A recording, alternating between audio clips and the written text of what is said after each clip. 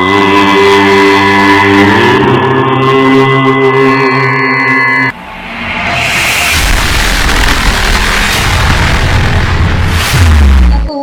హృదయపూర్వక మహిళా దినోత్సవ శుభాకాంక్షలు.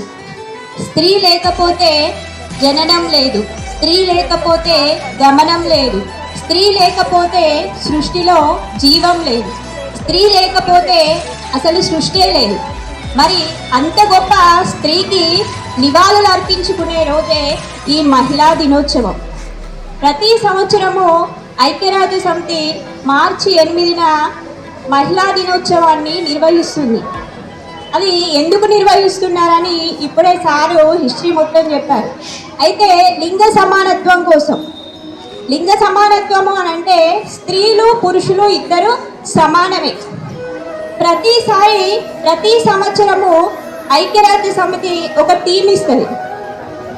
ఈ సంవత్సరం థీమ్ ఏంటంటే లింగ సమానత్వంతో పాటు స్త్రీలకు సురక్షితమైన భద్రత కల్పించడం. దానికోసము అందరూ కృషి చేయాలని ఐక్యరాజ్య సమితి థీమ్ ఇచ్చింది. ఎత్ర నార్యంతు పూజ్యంతే రమంతే తత్ర దేవతః అంటే ఎక్కడ స్త్రీలు పూజింపబడతారో అక్కడ దేవతలు కొలువై ఉంటారు అని అర్థం. అయితే ఇది మనకు వేదకాలంలోనే ఈ ఆర్యోక్తి వచ్చింది. అంటే వేదకాలంలో స్త్రీలకు గౌరవం ఉంది, మరి తర్వాత కాలంలో స్త్రీలకు గౌరవం లేదు. ఎందుకు అంటే మూఢనమ్మకాలు. స్త్రీలు బయటికి వెళ్ళొద్దు, చదువుకోవద్దు, ఇలాంటి మూఢనమ్మకాలు. బాల్య వివాహాలు చేయడం, సతీ సహగమనం. భర్త చనిపోతే స్త్రీని, బతికున్న స్త్రీనే భర్తతో పాటు చితిలో వేసేవాళ్ళు. ఇవన్నీ మూఢనమ్మకాలు. ఈ మూఢనమ్మకాల వల్ల స్త్రీలు బాగా వెనుకబడిపోయారు. మరి ఎంతో మంది సంఘ సంస్కర్తలు వాళ్ళ కృషితోటి ఈ మూఢనమ్మకాలను నిర్మూలించి స్త్రీలలో అక్షరాస్యతను పెంచి స్త్రీలు కూడా అన్ని రంగాల్లో సమానంగా రాణిస్తారు అని కృషి చేసి మనకు తెలిపారు.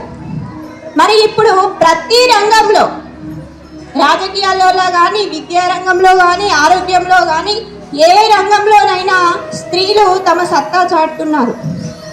మరి మన దేశానికి ప్రథమ పౌరుడు అని ఎవరిని అంటారు?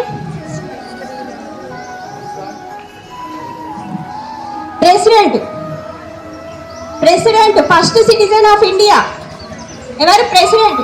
మన ప్రెసిడెంట్ ఎవరు ఇప్పుడు? ఆమె ఎవరు? స్త్రీయే కదా. ఆమె ఒక గిరిజన జాతి స్త్రీ. గిరిజనులు ఇప్పటికీ కూడా వాళ్ళకు సరైన ఫెసిలిటీస్ లేవు గిరిజనులకు. కానీ ఆమె ఎన్నో కష్ట నష్టాలను ఓర్చుకొని ఒక రాష్ట్రపతి స్థాయికి ఎదిగింది. అంటే ఆమె ఎంత కృషి చేస్తుంటే ఆ స్థాయికి వచ్చిందో మనం ఒకసారి గుర్తించాలి.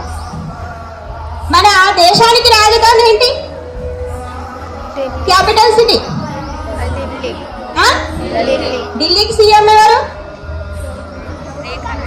రేఖా గుప్తా. రీసెంట్ గా సీఎం అయింది. మరి ఆమె ఎవరు? మరి దేశ రాజధానినే పరిపాలిస్తుంది లేడీ కదా. ఇది గర్వించదగ్గ విషయమే కదా.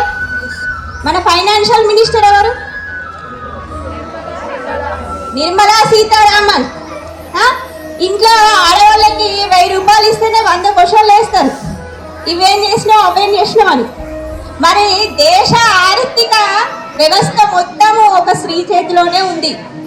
ఆమె సమర్థవంతంగా నిర్వహిస్తుంది, అవునా కదా. మరి దేశానికి ప్రథమ పౌరురాలు మహిళే, దేశ రాజధానిని మహిళే వెళ్తుంది. మరి ఆర్థిక వ్యవస్థ అంతా కూడా మహిళ చేతుల్లోనే ఉంది. ఇంకా స్త్రీ సమానత్వం కోసము పోరాడాలా? కానీ పోరాడాలి. కొన్ని చోట్ల మహిళలు ఇంత ముందడుగేసినా కూడా ఇంకా కొన్ని చోట్ల మహిళలు వెనుకబడే ఉన్నారు. ఇంకా ఇంట్లో నుండి బయటికి వెళ్ళకుండా ఉన్నారు. ఇంకా చదువులేని స్త్రీలు ఉన్నారు. రోజుకొక దగ్గర రోజుకొక అమానుషం జరుగుతుంది, అవునా. అంటే దానికి ప్రభుత్వం ఏదో చేస్తుందని కాదు, మన వంతు కృషి. మనము ముందు ఫస్ట్ ఏం చేయాలి? మన సేఫ్టీ మనం చూసుకోవాలి. మనకు స్వేచ్ఛ స్వతంత్రాలు వచ్చాయి, సోషల్ మీడియా ఎక్కువైంది, ఇన్స్టాగ్రామ్లు, వాట్సాప్లు, ఫేస్బుక్లు ఎక్కువైనాయి. స్వేచ్ఛ వచ్చిందని విచ్చలవిడితనంగా కూడా మనం ఉండొద్దు. ఏం చేయాలి? ఎదిగిన కొద్దీ ఒదిగి ఉండాలి. మన జాగ్రత్తలో మనం ఉంటూ, మనము క్రమశిక్షణగా ఉంటూ, ఇతర విషయాల పట్ల కాకుండా మన కెరియర్ గురించి మనం ఆలోచిస్తూ ముందుకు వెళ్ళాలి. స్త్రీలు యాచించే స్థానం నుండి సాధించే స్థానానికి వచ్చిండు. అది ఎంతో గర్వకారణమైన విషయం. మీరు కూడా ఆ స్థానాన్ని పడిపోకుండా ఇంకా ముందుకు తీసుకొని వెళ్ళాలని, మీరు కూడా గొప్ప గొప్ప పదవులలో ఉండాలని మనస్ఫూర్తిగా కోరుకుంటూ అందరికీ మరొకసారి మహిళా దినోత్సవ శుభాకాంక్షలు.